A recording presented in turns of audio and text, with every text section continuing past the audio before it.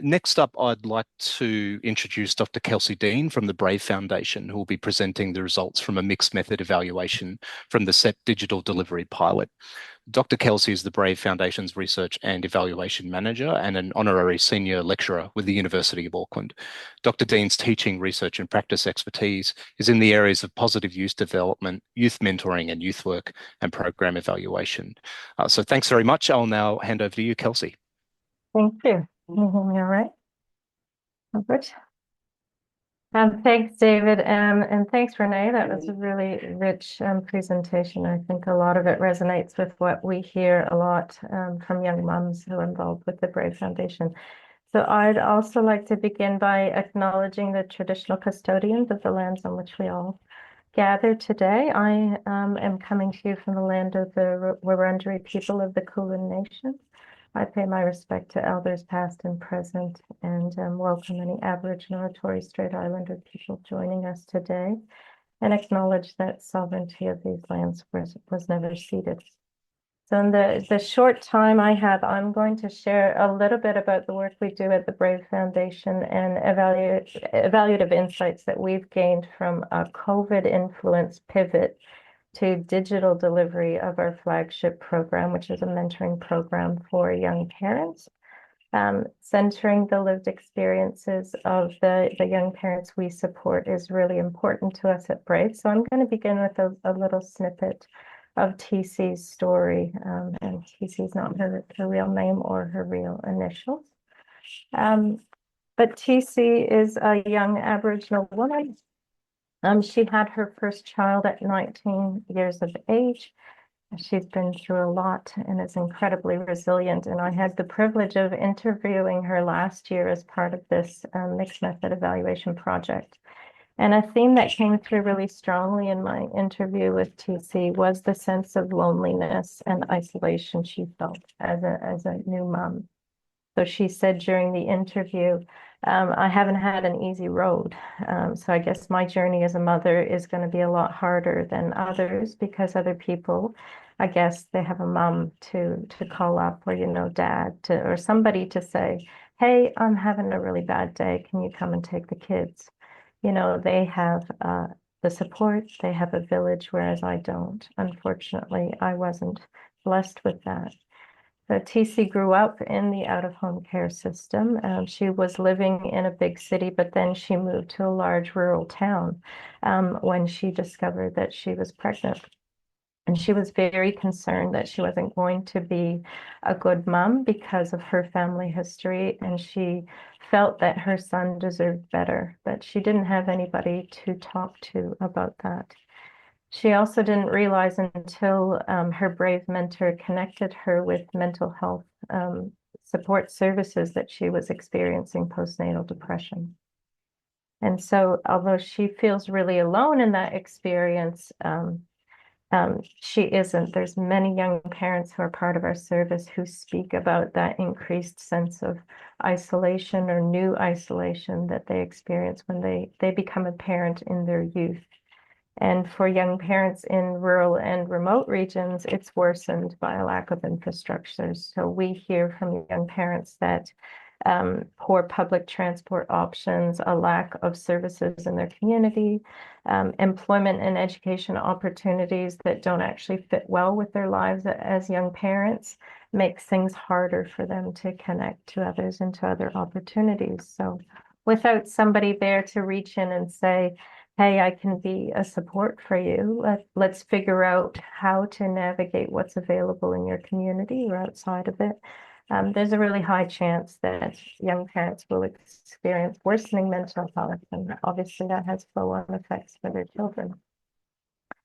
So this is why the Brave Foundation was established. The organization was founded, developed, and is led by individuals with lived experience of parenthood at a young age. Its flagship program is SEPT, which stands for Supporting Parenting and Expecting Teens. But the program targets young parents who are under 25 years of age, but began their parenting journey at 19 years of age or under, or who are under 25 and are marginalized for other reasons. The SEPT provides individualized support through professional mentoring, usually over about 12 months.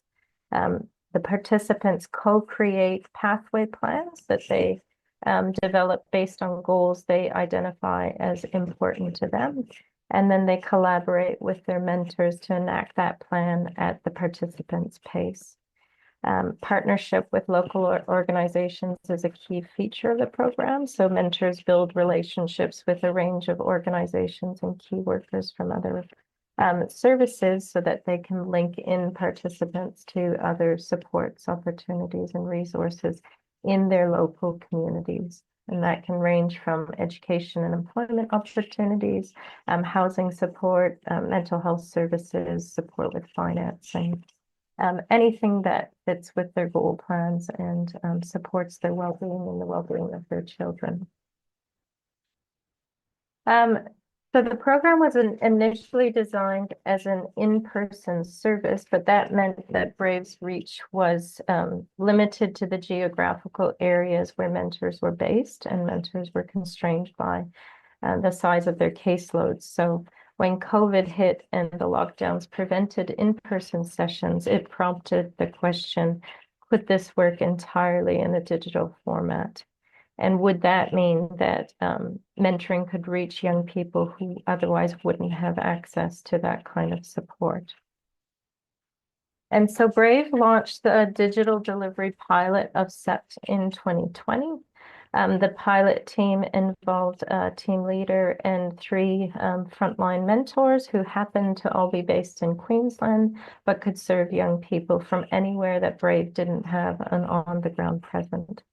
And the features of the model were the same as in-person delivery, but communication occurs entirely through tech-based means that best suit the participants.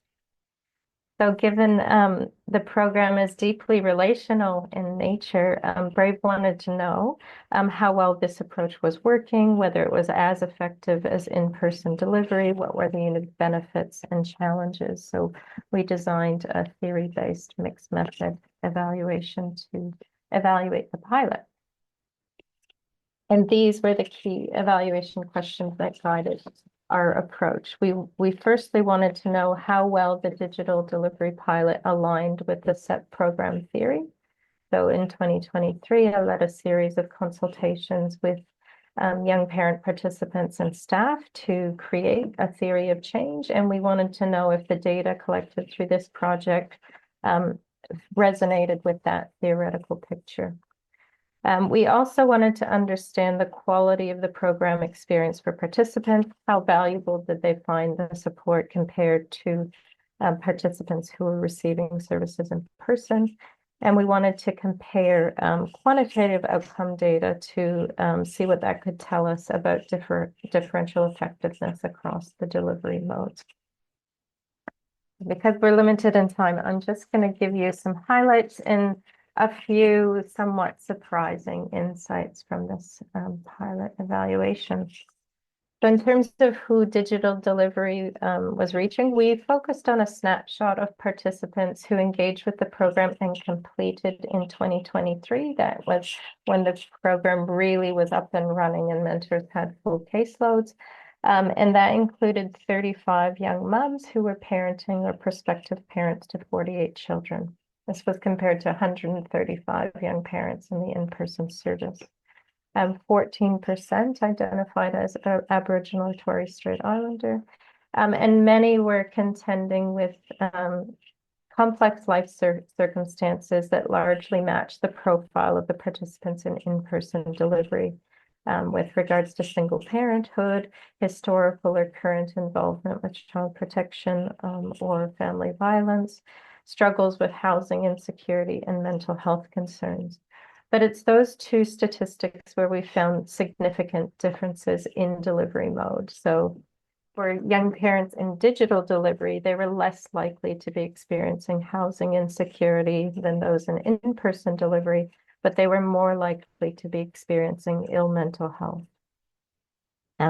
Which when we step back and thought about it makes sense. Digital relationships might be easier for somebody who has a stable home, stable Wi-Fi, and is less transient. But for young moms who are struggling with mental health challenges, which in our cohorts tends to be depression and anxiety, it can be hard to leave the house to meet up with a mentor out in the community. So digital access may work better for them. And this slide displays where digital delivery participants were based geographically. It shows representation across Australia, but it was quite surprising to find that there was no overall difference in delivery mode in terms of reaching young parents across the remoteness continuum. So we expected that digital delivery would reach more rural and very remote participants, but we had actually place-based mentors in the Northern Territory and Tasmania who were able to reach in person young parents in more rural and remote communities. Whereas digital mentors were actually reaching more young parents in large rural towns compared to in-person delivery. And so it wasn't a consistent pattern. It wasn't a linear pattern across the remoteness continuum. So it washed out the group difference effect, but it was happening in different parts of that rural continuum. We also found a lower conversion rate from referral to participation for participants in digital delivery compared to in-person. But we found that once young parents engaged in digital delivery, they actually tended to stay in the program longer on average than those in the in-person service. And we gained a lot of really rich insights from interviews with our frontline staff, some of whom had been in-person mentors before they joined the digital delivery team. They all emphasized that it was the same mentoring model aspiring to achieve the same outcomes, but there were nuanced differences in the approach to relationship building. So one, for instance, said, most of them don't want to do video chat. They want to call and not face-to-face. So there's a lot of body language stuff that I miss out on from them, but they also miss out on that from me. So that was surprising because I thought digital delivery would largely be based on video chats and video engagement. But most young parents actually preferred audio calls, texting, and messaging. And that meant that the approach to rapport building was quite different. So another staff member said, I think we have a lot more short, sharp interaction with our participants than face-to-face mentors do. I talk to almost all my participants who are actively engaging once a week. You know, I talk to them a lot. I think a lot of it is rapport building. I do a lot of Facebook. And it's a combination of, really productive stuff, but there's a lot of additional time spent doing chatty social trust building stuff to get to a place where they're happy to engage with someone who they can't see. Beyond relational connection, it also required a slightly different approach to support provision. So one staff member said there's obviously a limitation where you can't physically be there to sit with. In this instance, it was a participant at the first time at a play group. You can't sit there and say, it's going to be fine. Let's sit here together and work through it. But she said, but that doesn't mean it's not achievable because it's happened where they've created a plan and it was small steps towards being there for the whole play group. And the staff member talked about the mentor being available on the phone to just call if they needed a little bit more encouragement while they were at the play group. And having that comfort to connect over the phone really facilitated a more flexible approach to mentoring. So this mentor pointed out, she was able to cook dinner while I was on the phone in her ear. So the flexibility of their busy lifestyle is really helpful. And I think being able to be flexible with our time frames as well is important because we can have a few 20-minute conversations to make up one full meeting if we're not restricted to having to spend an hour on the phone with them. And that's really important, especially if they've got little ones already. Another salient point of difference was how mentors got to know their participant communities and the difficulty that created when they had to learn about many different communities across multiple states. So one mentor said, the challenges of not knowing the services in the region as well, not knowing the distance of other suburbs too. But participants are really understanding. I just say, you know, I haven't been there before, but I've supported lots of mums in places I haven't been. But can you tell me, like, would this suburb work for you? So it's very different when you're a member of a community and able to access it physically on a regular basis. This other mentor said when I was face to face, I just had to be familiar with my 60-kilometer radius. It was so much easier to build rapport with stakeholders and the services that were there, know what they do, familiarize myself with it. Whereas now we're doing states and we're getting referrals from each state. So there's a lot of research done on services, and that meant a lot of time was spent using Google and instead of turning up and door knocking and visiting services. I Google all the services. One staff member said if the participants can't name drop any, I just Google them all, call them, find out what they offer, and then just work out which one would be suitable. I think the hard thing is not knowing how useful the service is, because when you know a community, you know which one you know, you built connections with and are really great services. Nevertheless, the quantitative data that we obtained from surveys showed that the participants who engaged with the service and who completed the surveys were overwhelmingly positive about their program experiences.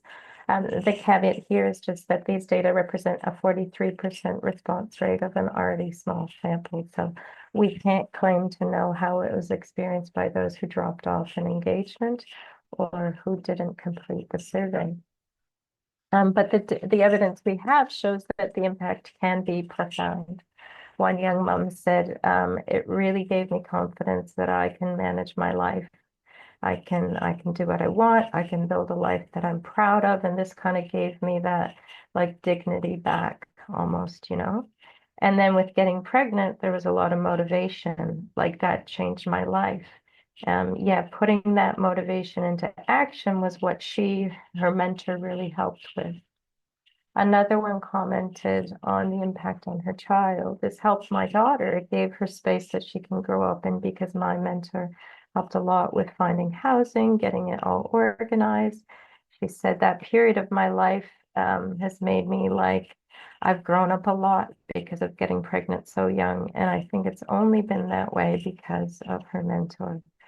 Later on in the interview, she said, I still have like struggles, like challenges, and it's just kind of life. Yeah, but I think it put me in a really good position now to be able to deal with things that might come up. And that was a young mom who had been experiencing serious mental health challenges before she became a parent. And the quantitative data bear this out as well. So I've grouped a range of indicators here into like categories. So here are those related to connection. The green area of the bar is their agreement to positive statements related to connection. So we can see that the green bar is larger at program exit than it was at the beginning, and that's for participants who completed the same measures at the same time or at both time points. So they agreed they have more trusting friends, a stronger sense of community, and actually that they feel like they could support other young parents as well. It was similar for family security outcomes. So like having clear rules and routine for their family, feeling like their children are safe and secure. Similarly, for parenting outcomes, we saw positive gains in areas like feeling confident, helping their children grow and develop, being available for their children, comfort talking to educational and healthcare workers about their children's development. And for personal agency outcomes like feeling good about themselves and their future, and feeling good about their life, having direction and goals.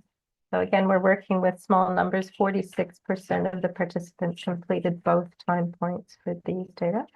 And we know social desirability maybe something that might be skewing the results towards more positive responses. But the data that we do have across qualitative and quantitative sources and from participants and staff consistently tells a good news story and indicates that digital delivery appears to be as valuable and as effective for participants who do engage with the program and complete it as it is for those who do in person. And so at this point in time, based on the evidence we've looked at to date, it suggests there's substantial merit in continuing delivery of SEPT Digital, especially for those young parents who are isolated because of mental health concerns. But the stories from staff also emphasized a range of areas that would benefit from additional attention to increase impact. Things like assessing participant readiness to engage in a digital relationship, because they identified that as a really important factor for success. There's research on e-mentoring with youth that suggests that young people need explicit expectations of what to expect from digital relationships. They also need support with strategies to help them to actually navigate and engage with digital relationships. Mentors equally need support to develop skills, knowledge, and self-efficacy to navigate the aspects of digital relationships that are unique to those types of relationships.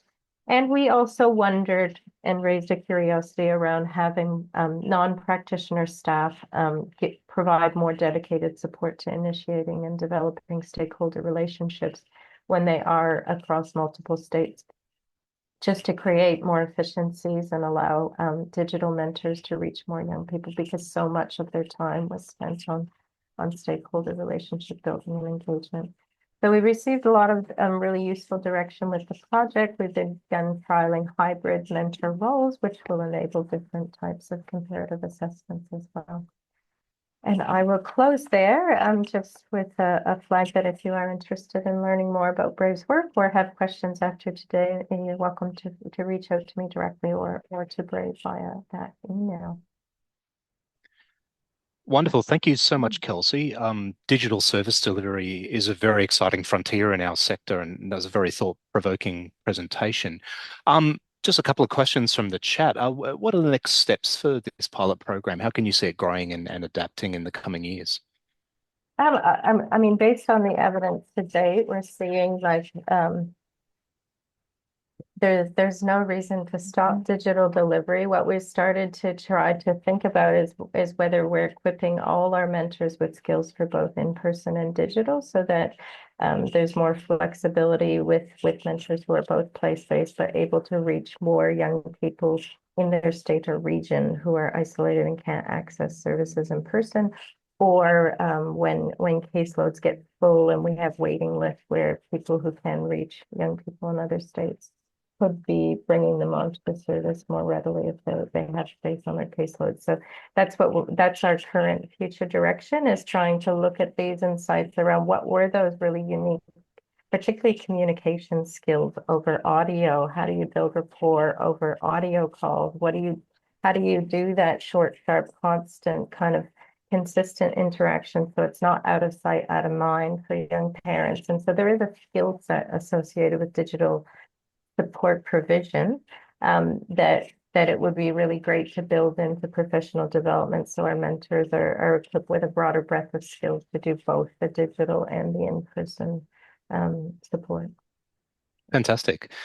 Just another question from Melissa was around whether this style of digital mentoring could be useful to transition to following a casework or other kinds of case management or therapeutic work. Often it's very difficult to suddenly end that relationship, and maybe this could be useful. Just wondering your thoughts on that in 2 minutes or less, please. Yeah. And so you're talking about somebody engaging in case management support and being transitioned into, say, this type of digital Yes, delivery. exactly. Yeah. Yeah, absolutely. I mean, the Brave absolutely relies on strong partner relationships for referrals in and referrals out. And so we really are, we love to be in places where we're not competing, but supporting and complementing existing services. So often we find if a service is only available for a short period of time, they can refer into Brave, whether that is place-based or digital, so that there is some continuity of care, and mentors can start to liaise with that other key worker before their case management relationships and to transfer them into a step down support. And equally at the end of the journey with Brave, if support is still needed to keep progressing goals at the end, we're looking for referrals out to other partners who can link into other services and supports or opportunities tied to their goals. Did that answer it?